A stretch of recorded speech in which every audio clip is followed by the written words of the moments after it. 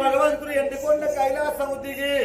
ఆగ ఒక్క సంగమయ్య వేషము ధరించుకొని భూలోక నగరానికి ఎట్లా బయలుదేరి వస్తున్నాడే అబర్వ శివుడు ఎట్లా వస్తున్నాడు